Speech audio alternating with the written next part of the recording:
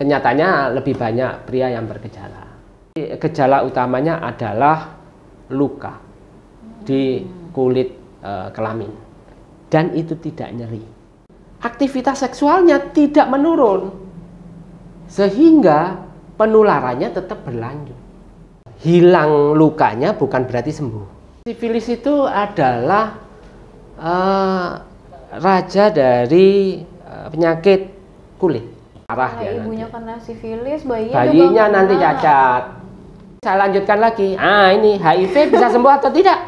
Walaupun misalnya masih dalam pengobatan boleh ya dok ya berhubungan intim, asalkan pakai kondom.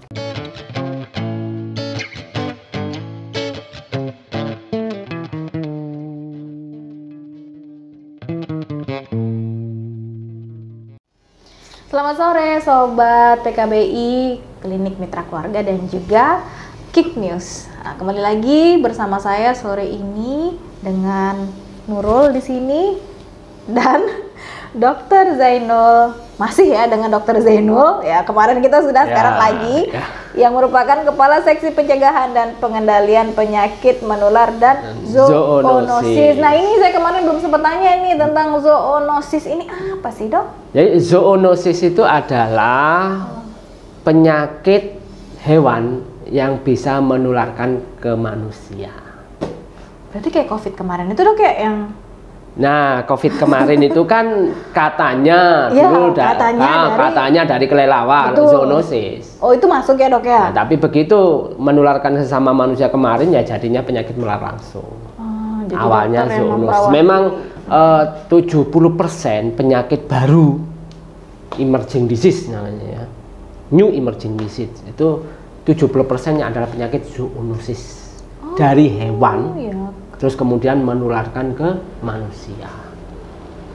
Dan tentunya berat itu.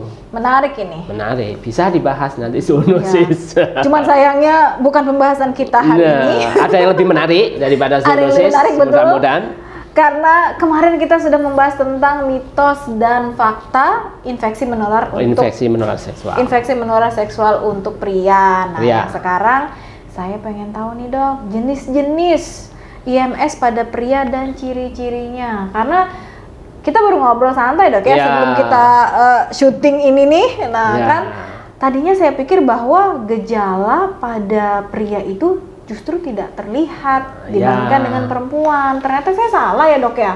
Ya kenyataannya lebih banyak pria yang bergejala. Lebih banyak ya, jadi sebenarnya lebih mudah dideteksi. Lebih mudah dideteksi sehingga justru itu komplikasinya bisa dicegah, karena kan begitu ada gejala langsung berobat sehingga tidak terjadi komplikasi.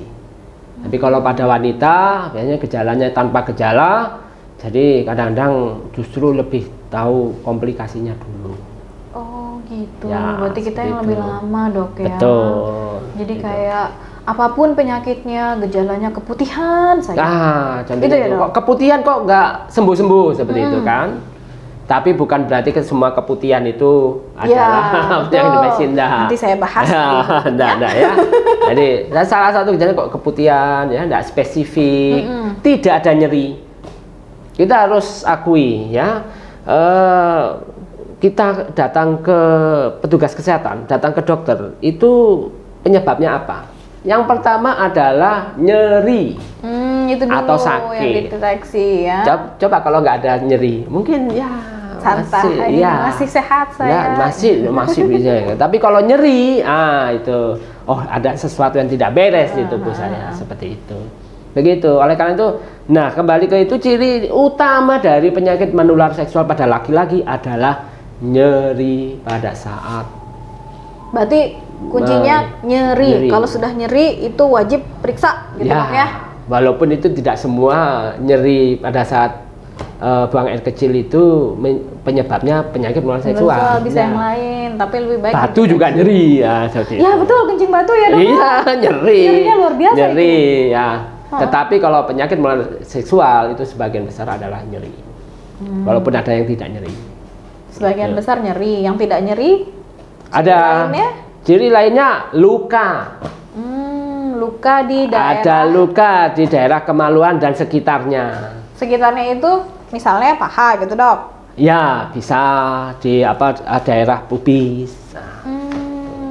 Oke. Ya, jadi di kelamin, ya, di mulut kelamin, atau juga bisa di kulit kelamin atau di daerah sekitarnya. Seperti itu. Berarti itu ya. Nah, itu Jadi, ciri utamanya ya dok ya, ada dua. Yang pertama nyeri, yang kedua ada luka. Seperti itu.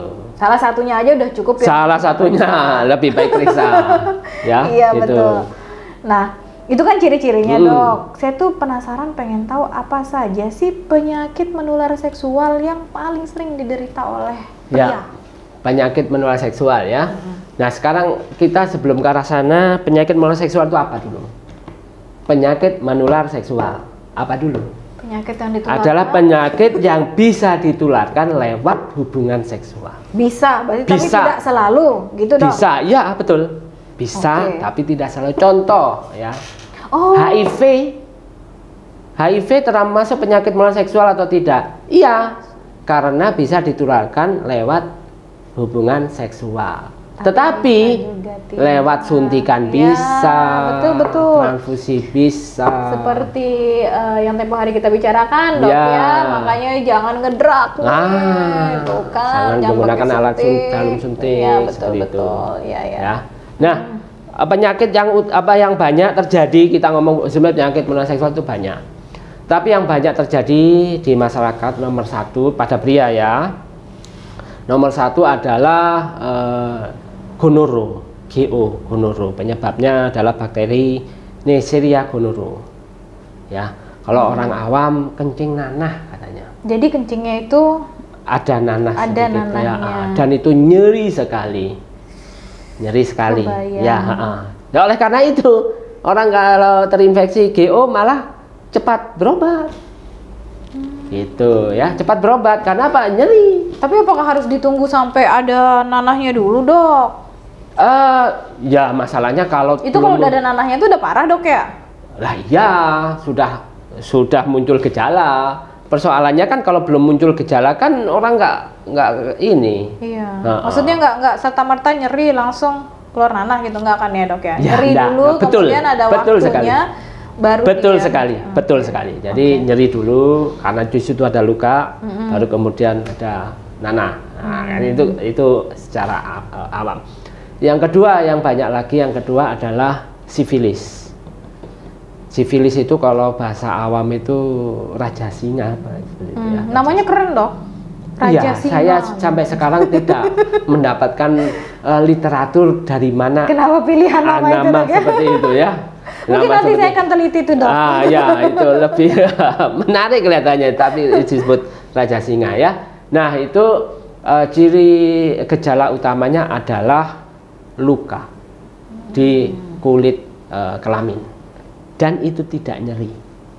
Lukanya tuh kayak apa dok? Apakah kayak sariawan atau bernanah atau? Ya, lukanya itu bulat, kemudian di pinggirnya itu ada sedikit meninggi. Keras. Iya, kayak ada kulit dok ya? Ya. Seperti ada yang meninggi, gitu ya, seperti ada bibir sumur, kayak sumur itu ada bibir sumur. Terus tengahnya itu bersih dan tidak nyeri. Bersih dalam arti kata dia kelihatan tidak ada nanah. Tidak ada nanah. Oke. Tapi jangan salah, di tengahnya itu banyak sekali bakterinya. Dan kalau di bawah itu tidak nyeri. Itu tidak nyeri. Oleh karena itu sangat menularkan. Kita kan cenderung kalau misalnya gini ya, maksudnya insting manusia kalau dia tidak sakit, kita nggak berobat gitu kan, karena kita mikirnya ya udahlah nggak sakit ini gitu kan, salah ya? Iya, saya teruskan lagi, sudah tidak berobat, aktivitasnya lanjut. Ya dah. Jadi kalau sifilis itu kan lukanya tidak sakit, tetapi bakterinya di situ di permukaannya tinggi. Aktivitas seksualnya tidak menurun, sehingga penularannya tetap berlanjut. Kalau GO tadi begitu nyeri, sudah berhenti, nggak bisa ngapa-ngapain kita. Harus berobat. Nah seperti itu. Jadi sama berbahayanya. Iya. Tapi sempat tadi nih kita sempat ngobrol dikit tentang sifilis nih dok. Ya. Tadi dokter sempat bilang kalau tidak salah dia bisa hilang dengan sendirinya. Ya. Yang luka itu ya? Ya. Jadi hilang lukanya bukan berarti sembuh. Oh gitu. Bukan berarti sembuh. Itu stadiumnya memang begitu. Oh. Jadi lesi primer ya, primernya itu terjadi luka itu. Nanti dalam 2 minggu atau 1 bulan itu akan hilang sendiri. Tetapi bakteri tetap ada dalam darah. Tetap ada dalam darah ya. Nanti muncul lagi bentuknya lain. Bentuknya adalah ada seperti bercak-bercak di seluruh tubuh dan di telapak tangan. Oh, dia masuk ke seluruh tubuh, seluruh darah. Jadi kalau dia luka itu, kalau sifilis masih tahap stadium 1, gitu? Iya, stadium 1. Stadium 1, iya, gitu. Stadium 1 namanya. Oh, karena kalau kita mikir kan, oh dia udah hilang sendiri, nggak ada sakit, ya kan? Nggak ada sakit, nggak ada terus sakit. Kemudian udah hilang, ya udah sembuh gitu. Sehingga kalau dia muncul bercak, mungkin kita akan berpikir itu penyakit yang berbeda. Iya, betul. Gatal, makanya disebut sifilis itu adalah raja dari penyakit kulit. Karena gejala sifilis itu memiliki gambaran seperti penyakit kulit kebanyakan. Ya, kecuali yang tadi luka yang awal itu kelihatan, tapi setelah itu hilang, berikutnya ya 2 bulan berikutnya, 3 bulan itu seperti gatal di seluruh tubuh. Tapi ciri khasnya ada di telapak tangan. Telapak tangannya gimana? Merah-merah? Ya, gitu? Kayak ada bercak-bercak, ya ruam, betul. Oh. Itu dan seluruh tubuh. Dan itu gatal? Bisa gatal. Ya. Itu apakah itu tahap terparah, Dok? Belum. Nanti bisa hilang. Hilang sendiri tanpa pengobatan? Iya. Tapi bukan berarti sembuh. Terus yang terparah? Naik ke level berikutnya? Level ya. Bakteri tetap ada. Ingat, bakteri tetap ada. Sekarang bakterinya mau tinggal di mana? Kalau tinggal di otak, ya orangnya jadi demensia, gangguan jiwa dan sebagainya. Otaknya rusak. Tapi kalau ditinggal di tulang, ya tulangnya jadi osteomielitis dan sebagainya. Jadi dia tergantung milih yang mana ya? Iya. Tapi itu laten ya, lama seperti itu. Prosesnya lama. Oleh karena itu kita program pemerintah itu semua ibu hamil itu dilakukan screening. Screening HIV dan screening sifilis. Sifilis itu wajib, Dok ya? Wajib. Dan itu gratis ya? Wah, kalau program pemerintah tentunya ya gratis. Di puskesmas ya? Iya. Asal mau saja gitu, asal jangan nolak. Seperti itu, karena itu laten ya. Nah, nanti kalau seumpama ibu hamil yang kita takutkan adalah bayinya. Oh, bisa. Karena bayinya sudah langsung masuk ke sifilis yang ini untuk yang sifilis yang melahirkan itu. Berarti kalau misalnya ibunya kena sifilis, bayinya juga nanti cacat. Cacat atau dia bawa bakteri juga, Dok? Betul, bakteri, infeksius sekali. Nah, ya, jadi ibunya diobati seperti itu. Nah, karena tanpa gejala. Tuh, betul. Oh, mungkin itu, Dok, makanya disebut raja singa gitu kan, yang paling serem. Paling karena serem dia itu. Hilang pergi gejalanya maksudnya ya, tapi bakterinya tetap ada di tapi itu kan dulu raja singa itu serem, sekarang dipelihara masalahnya. Mahal. Nah, singa itu kan malah dipelihara sekarang itu. Ya, tapi tidak dengan penyakit ini, tidak. Betul. Seperti itu. Nah, tapi ini bisa sembuh kan, Dok? Tidak ada penyakit yang tidak ada obatnya. Ya, gitu ya. Kalau yang GO sifilis ini ada obat spesifik dan bisa sembuh. Apakah tergantung tahapannya atau misalnya gini, kalau di tahapan yang masih luka tadi masih bisa disembuhkan gitu kan, tapi kalau sudah di tahapan mungkin sudah setelah ruam-ruamnya hilang, ya tidak bisa atau begitu gimana? Di semua stadium bisa di. Oh, di semua stadium bisa. Nah, kita melihat ada istilahnya kalau GO kan pengobatan sekali gitu. Minum obat dengan benar itu sembuh ya. Tapi kalau sifilis itu ada pengobatan berseri dan ada follow up-nya. Kalau ya bagaimana penurunannya ya, penurunan kadar ininya lah, bakterinya, antibodinya bagaimana responnya. Kalau responnya kurang ya ditambah lagi dosisnya gitu sampai sembuh. Nah, bahkan HIV saya lanjutkan lagi. Ini HIV bisa sembuh atau tidak? Bisa nggak dok? Dengarnya katanya nggak bisa dok. Itu kan 50 tahun yang lalu. Iya kah? Iya. Berarti saya sudah zaman now. Jadi begini ya. Definisi sembuh kan berbeda ya. Bisa sembuh itu artinya bebas dari bakteri ya, bebas dari virus. Tidak ada bakteri lagi yang aktif gitu. Atau bisa juga sembuh itu contoh ya, orang kencing manis. Orang kencing manis. Saya sudah sembuh dari kencing manis. Karena saya minum obat, saya rajin olahraga, saya diet. Saya sembuh dari kencing manis. Tetapi kalau saya lepas ini, saya kencing manis lagi. Jadi terus pengobatan.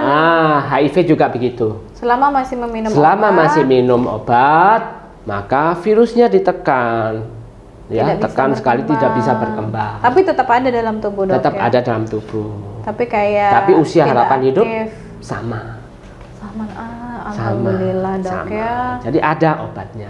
Karena saya mikirnya kalau sudah HIV itu sudah kayak the end of the world gitu.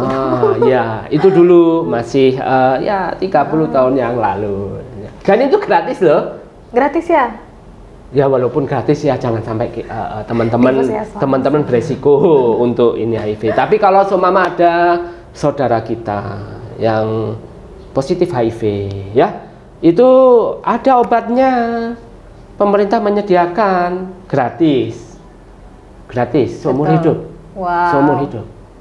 Tapi kalau malu periksa di puskesmas. Tapi harus periksa. Betul. Periksa di PKBI dulu. Belum gratis sih dok, belum bisa. Belum bisa. tapi kan terjangkau. Tentunya pasti terjangkau dan rahasia terjamin. Rahasia terjamin. Nah, jadi kalau malu mengantri di puskesmas, bisa ke kami, nggak pakai ngantri. Nggak ngantri. Tinggal booking saja. Nah, itu yang tadi masih tentang sifilis, saya masih penasaran nih. Yang bercak-bercak merah itu berarti kalau misalnya itu kan kita taunya orang awam ini gatel ya. Iya. Terus kalau ke puskesmas itu diperiksanya apakah agak sulit? Pasti kan deteksinya pertama dipikirnya gatel dok ya. Betul. Agak sulit. Jadi memang harus. Makanya jangan sampai ke arah sana. Iya. Oke lah, mungkin pada saat tidak bercak itu aja orang sulit ya. Tapi darahnya bisa terdeteksi walaupun tanpa gejala. Jadi oleh karena itu yang pertama adalah pencegahan, jangan sampai terkena. Kemarin ABCD ya, jangan sampai kena. Terus yang kedua, kalau begitu ada gejala segera berobat. Kalau sudah masuk ke stadium itu agak sulit untuk dokter itu berpikir ke arah sana, karena penyakit kebanyakan kita itu bukan gejala kulit, itu penyakit kulit, bukan sifilis gitu loh. Jadi pasti akan kita berpikir oh ini penyakit kulit, nah diobati, alergi gitu seperti itu.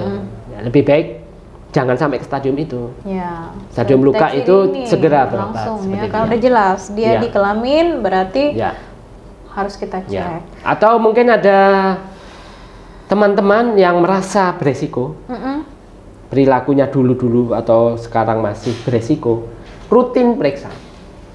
Ada gejala nggak ada gejala, rutin periksa.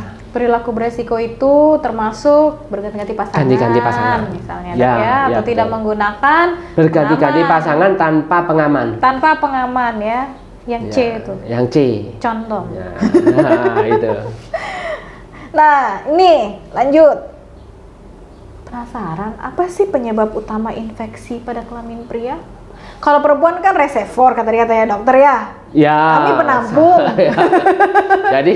Jadi semua penyakit menular itu penyebabnya semua penyakit menular ya. Penyebabnya bakteri. Kalau nggak bakteri, virus. Kalau nggak virus, parasit. Kalau nggak parasit, jamur. Nah ini sekarang tinggal penyakitnya apa.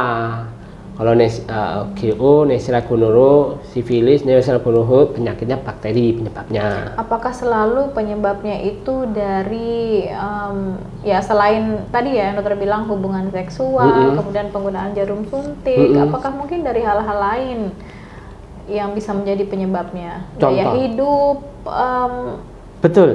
Betul, saya teringat. saya teringat ini ya, tahu nggak ada orang yang mengatakan bahwa minuman keras itu bisa menularkan penyakit seksual. Betul kah? Ya, kalau itunya sih enggak sih.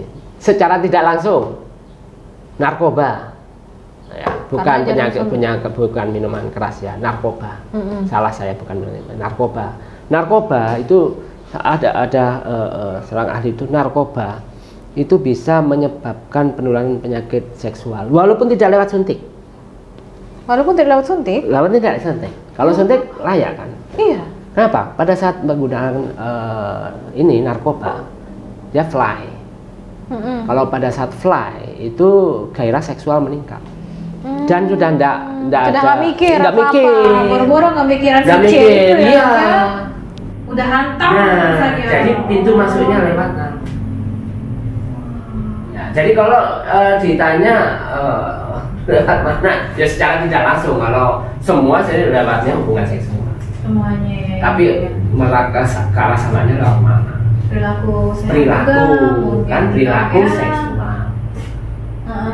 Ya, perilakunya tidak sehat, perilaku seksualnya tidak sehat. Hubungan seksual nggak lewat kelamin, lewat anal. Bisa. Iya. Atau mungkin juga masuk tidak menjaga kebersihan, bisa jadi dok seperti itu? Ya. Kalau itu meningkatkan kan? resiko, jelas meningkatkan resiko.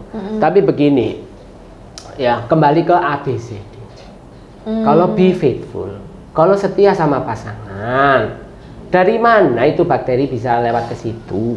Iya, nggak mungkin kan? Paling cuma gatal-gatal dikit gitu, karena misalnya mungkin gatalnya kan mungkin karena bukan penyakit ini, jamur baju yang beda. Oh, beda tuh dok ya? Jamur kulit, kandidiase, sama kulit ini kan kulit sama gatal. Berarti nggak bahaya tuh dok ya? Iya, aman. Beda lagi, seperti itu kan? Iya. Ya kan tidak lewat ini penularan seksual pun ya, kalau penyakit kulit gatal ya gatal gitu. Tapi kalau penyakit penularan seksual, bakteri GO, walaupun udah bersih gitu ya, katanya menjaga kebersihan.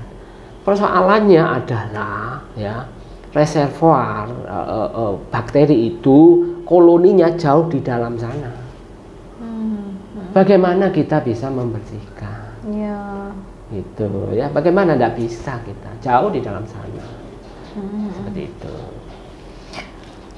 Kemarin ada loh dokter yang bahas itu, tapi saya lupa ya di bagian mana ya. Contoh lagi ya, HIV. Paling serem kayaknya nih HIV. Iya, HIV kemarin yang paling tinggi virus HIV ada di mana? Sperma. Ya, sperma betul. Ya. Sekarang saya walaupun di kelamin dan sekitarnya dibersihkan gitu. Pada saat ejakulasi sperma keluar, ya plus virusnya dong. Iya dok ya. Ya, jadi bukan hanya kebersihan. Ya kebersihan iya, tetapi itu tidak cukup untuk penyakit menular seksual. Yang ini adalah ABCD. Nah, teman-teman, ingat ya, yang ABCD itu yang sudah dibicarakan kemarin-kemarin. Nah, kalau nggak tahu, lihat podcast yang kemarinan. Ya. Nah, ini nih salah satu baru ingat. Sering kan ada kami dapat pasien gitu kan dok ya, pemeriksaan ke kita, kemudian kita berikan nih obat untuk istri dan suaminya gitu kan. Betul, ya. Nah, tapi seringkali tuh klien tuh kayak ngeluh gitu, aduh nggak bisa nih, suami saya nggak bakal mau disuruh minum obat ini karena takutnya katanya kalau minum saat pengobatan itu nggak boleh berhubungan intim. Nah, betul apa nggak tuh kalau misalnya kita sama-sama punya penyakit ya gitu? Nggak boleh hubungan intim. Lah kasihan dong. Suami istri kok nggak boleh hubungan intim? Itu dia maksudnya. Itu banyak jadinya akhirnya banyak yang tidak meminum obatnya. Salah. Gitu. Mungkin dikasih obat plus kondom. Jadi walaupun misalnya masih dalam pengobatan boleh ya dok ya berhubungan intim, asalkan pakai kondom. Seberapa parah pun penyakitnya. Iya, pakai kondom. berapa parahnya sebenarnya kan parahnya ya seperti itu aja kan. Yang penting minum obat. Oh, jadi dengan pengobatan itu menghilangkan pelan-pelan. Ya, karena nggak mungkin juga kan dok berhenti total selama berapa bulan gitu kan dok. Oh, berarti tetap aman ya, yang penting kondom. Pakai kondom. Oke, catatan nih. Jadi jangan takut untuk berobat karena walaupun dalam proses pengobatan kita masih bisa berhubungan intim dengan pasangan asalkan selalu pakai pengaman condom. Ya. Gitu.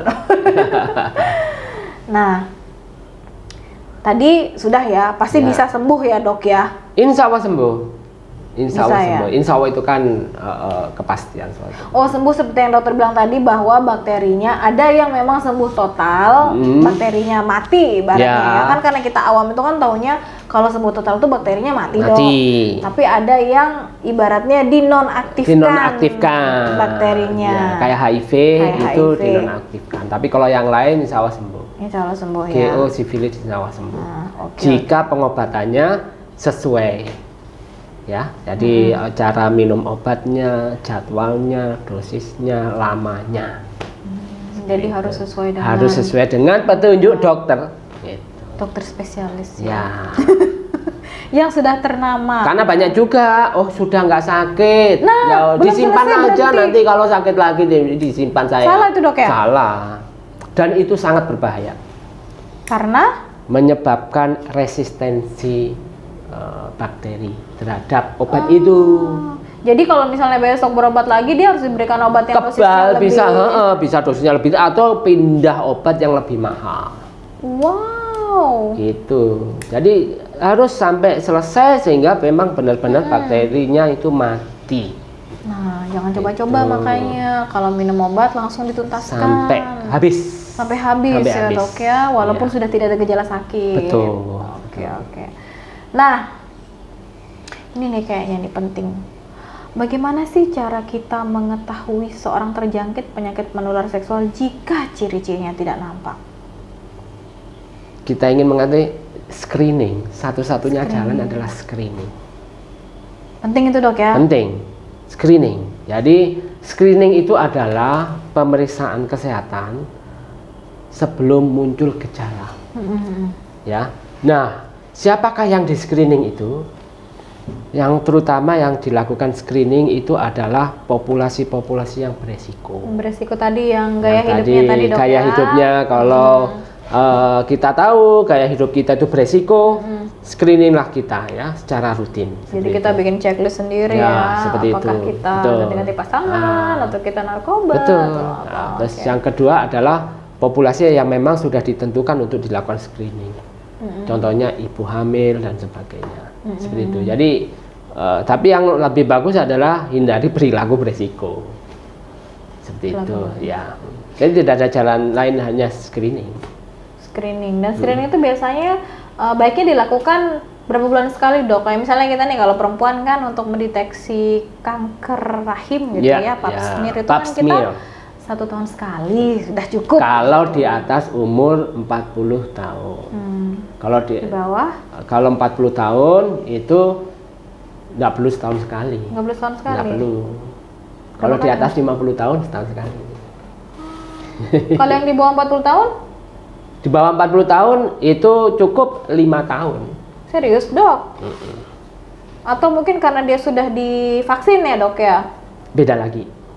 Karena resiko, kita ngomongin ya. Sedikit ya. CA cervix ya.